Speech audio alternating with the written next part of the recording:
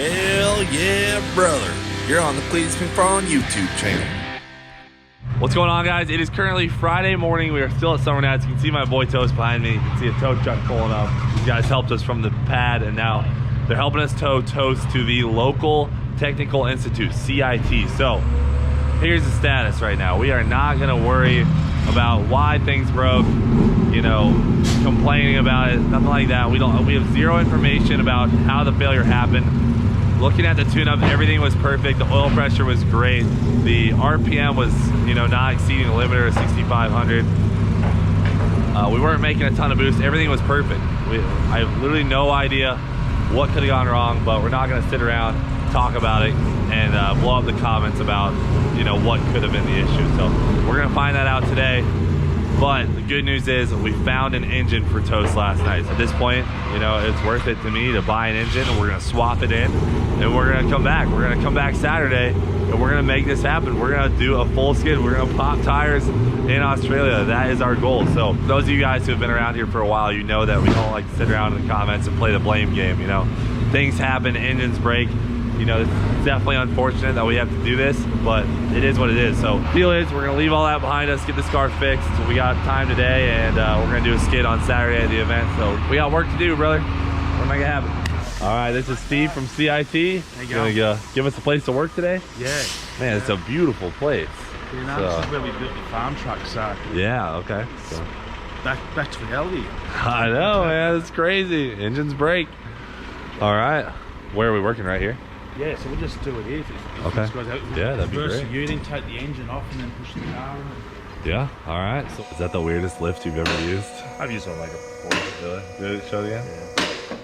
It's just this lever, and then this is the lock. That's pretty cool. It's a freaking nice place to be working. Yeah, they got a lot of stuff. We were worried. We were like, damn, we're gonna be doing this on jack stands. First time using this toolbox and tools.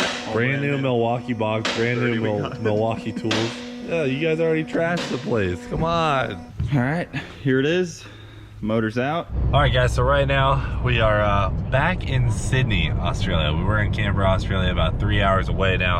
I'm with Steve B and his son Ben, and we are pulling up to a place called Rocket to buy ourselves a Blueprint 632. So exactly the same engine. And I know you might be wondering, why would we buy the same engine if we just blew the one that we had up? Well, our plan is to turn it down significantly. Hopefully not blow this one up. So we're gonna pulley it down, make less boost, less timing, and just go out there with 700 horsepower instead of 1,000 plus. And hopefully things will hold together. We really, we just gotta make it happen. So we're just trying to get the car done for tomorrow. We'll be there in a minute though. Luckily they had tall deck 632, identical to what we had. So it doesn't get much better than that. So we called about every shop within, I don't know, what, an 8-hour drive or so? Yeah, back up Melbourne, 8 hours. And in fact, the closest one happened to be the ones that had the big block that we needed.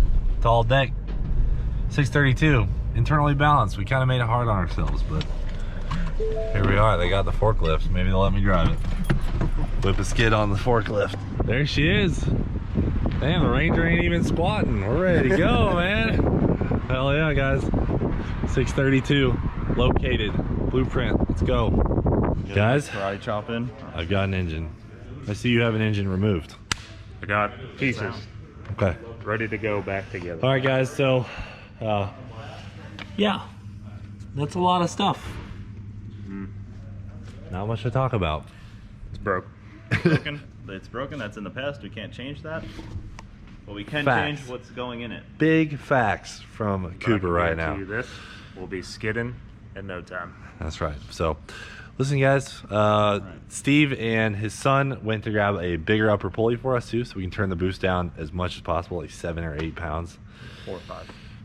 4 or 5 would be fine too, because we have the same size engine, 632, but it's very unprepared for what we're about to do. So we talked to Blueprint. They're like, turn the boost down, just freaking rip it, but there's no need for 1,000 horsepower, which there honestly isn't. I mean, the blades were cracked this much in the video, and it was hitting the rev limiter.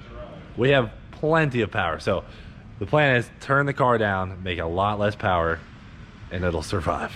So That's what we're gonna do. 1,000 horsepower is cool, but 1,000 horsepower up against a rev limiter for Not so cool. 20 seconds, apparently not so cool. It So does this.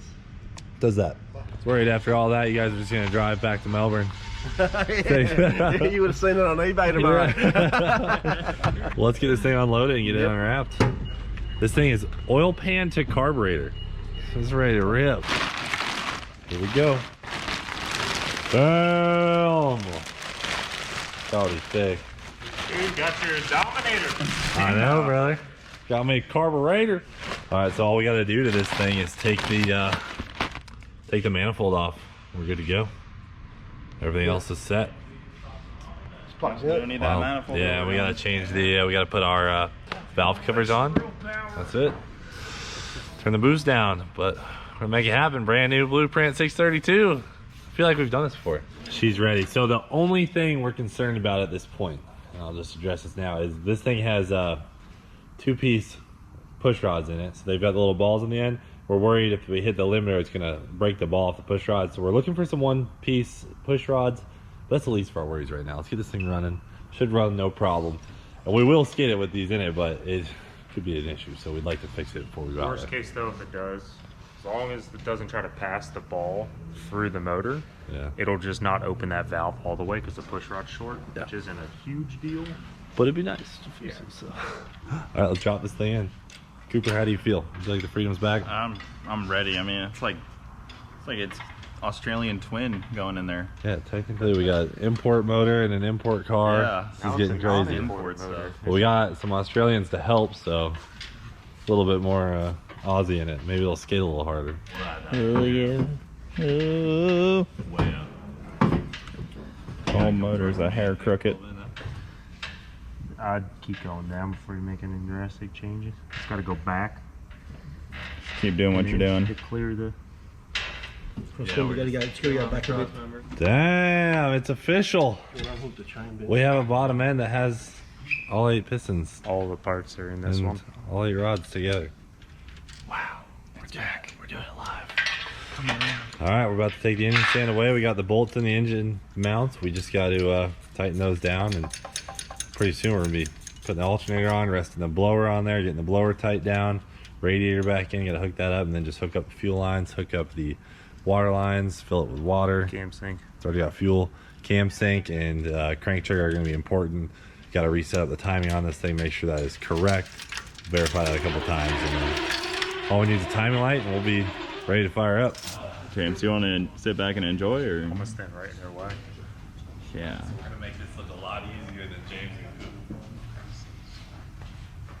Set it right by the latch. Me and Cooper did it really easy because no one's seen it. So. Yeah. You guys had a little more of an exciting job.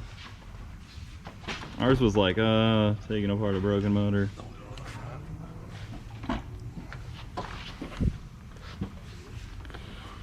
Can I play with the throttle while you guys do it? Easy, huh? Easy as that. You guys made that look so simple. 3 steps. We've done it about 97 times. All right, blower's on, tighten down. Really tighten the belt. Spark plugs are in, plug wires are in. Got to plug the fuel pump back up. Bleed the system, you know, for Add oil. air. Put oil in it would be good. Maybe top off the transmission fluid. We'll have to remember to do that. We lost some of that, but that's about it. Converter bolt starter. Fix the wire. Exhaust. Okay, a few more things. Just bend it down a little bit to there. Okay, That's all I do. so we'll chop them there and bend it down there. And then Yep. just bend it down like that. Okay. Just to keep the Were heat you up. saying these little mufflers can cause fires? Yeah, we get rid of the mufflers, get rid of the exhaust. And it helps. Happy days. No way. So that really could have been a big reason why it caught on fire so fast. Could have been. Yeah. Okay. All right. So we're ditching the mufflers and we're just pointing it right out the side of the car. Easy enough. All right. Give it a couple cranks. See if we have RPM signal. All right. Are you ready? I unplugged the injectors, so it doesn't have any fuel.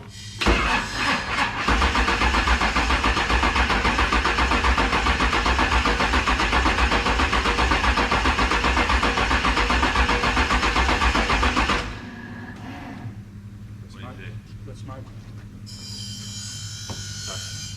got RPM, so that means we did something right. One of these is loose.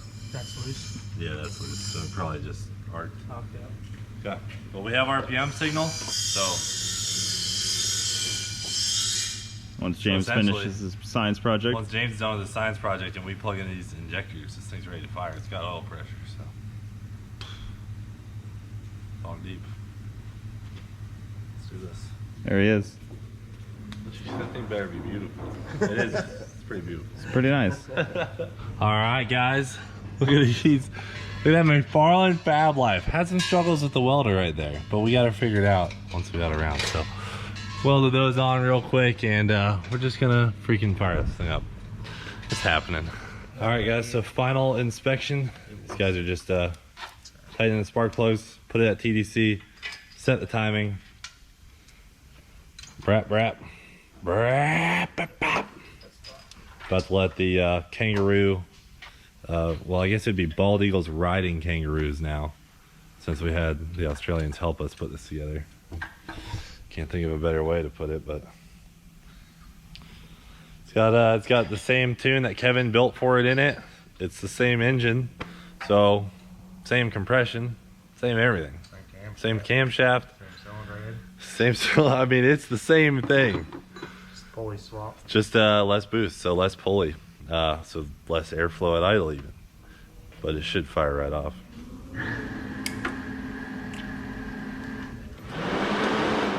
There you go. Okay, go.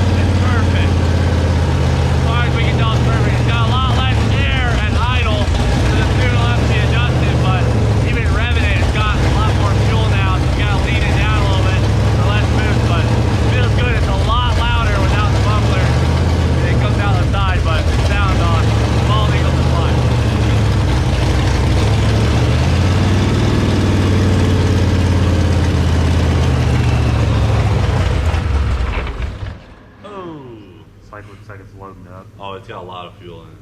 A lot of fuel. Need to run and check the trains. Hell yeah, brother! There we go.